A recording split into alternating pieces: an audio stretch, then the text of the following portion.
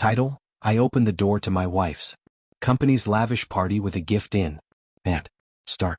I remember the sound of the door splitting open. A wall of laughter hit me before I even stepped in. Crystal chandeliers rained light over suits, gowns, and champagne. I clutched the box. In my hands, gift wrapped stupidly. Hopeful. I thought I was arriving as a husband. Turns out I had walked into my own execution. The spotlight shifted across the room, landing on her. My wife, my partner of 8 years, the woman who once said, "My love was enough." It stood at the center, lips trembling, but not from fear, from excitement. Because right in front of her, kneeling on marble, was her CO. Tailored navy suit, diamond ring raised, a smirk playing for the cameras. "Will you leave your poor, helpless husband?" he said loudly, voice amplified by a mic I hadn't noticed, "and marry me instead?" The room roared with laughter, like a cruel sitcom, with me as the punchline. I caught the faces, colleagues, friends, her assistants, people I had funded through her company, when it was nothing but a startup, bleeding cash. And then her answer. Yes. One word, sharp as a blade. No hesitation, no shame. The air left my chest, but I didn't stumble. I didn't fight. I smiled.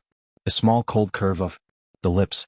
Then I turned, walked out, left the box behind on the gift table, like a forgotten prop.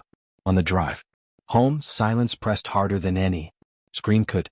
My hands didn't shake. My heart didn't race.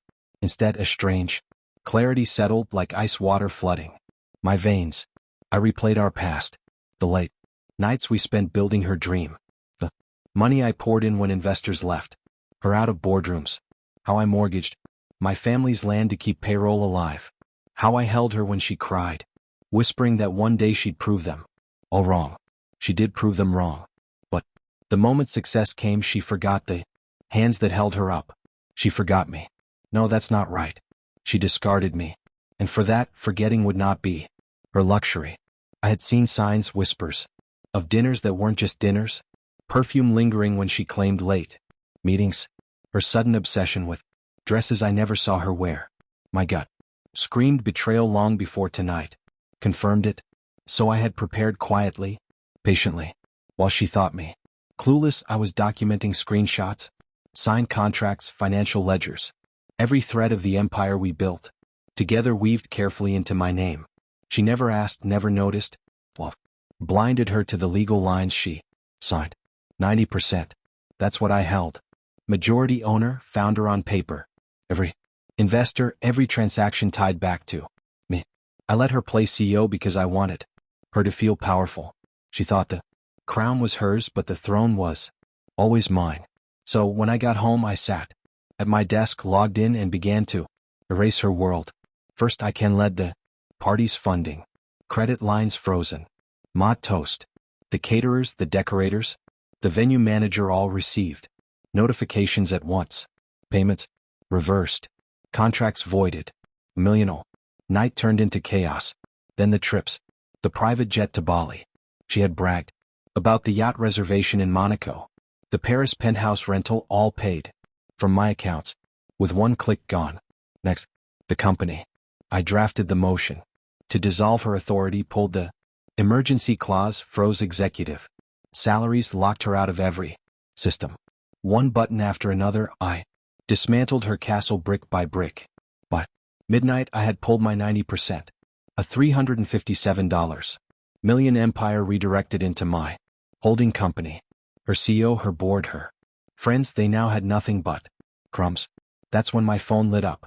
Calls, messages, notifications exploding. In a frenzy. 156 missed calls in less than an hour. Her name flashing, then the CEO's, then mutual friends, pleas, threats, promises. I didn't answer. I poured myself a drink instead. The quiet hum of ice against glass drowned their desperation. But then knocking, not timid, desperate, repeated. I opened the door, and there she was, mascara streaked, hair undone, heels in her hand from running. Behind her, a car idled, with headlights burning into the night. Her eyes darted past me, searching for mercy.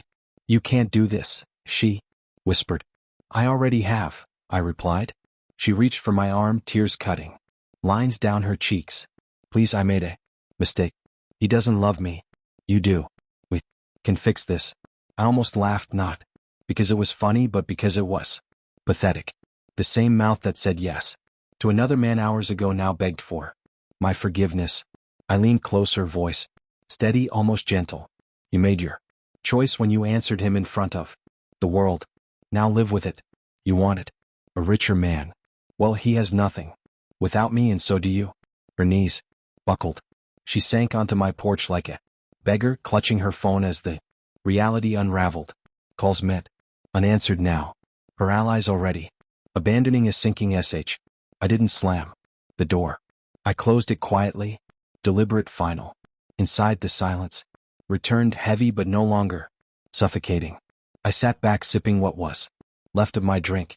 Outside, her sobs turned into silence too. That night I slept soundly for the first time in years. People ask if revenge heals. Doesn't. It scars differently. But sometimes the wound needs that scar to remind you never to trust blind again. Gave her everything. She gave me betrayal. Now she has nothing. And I have peace.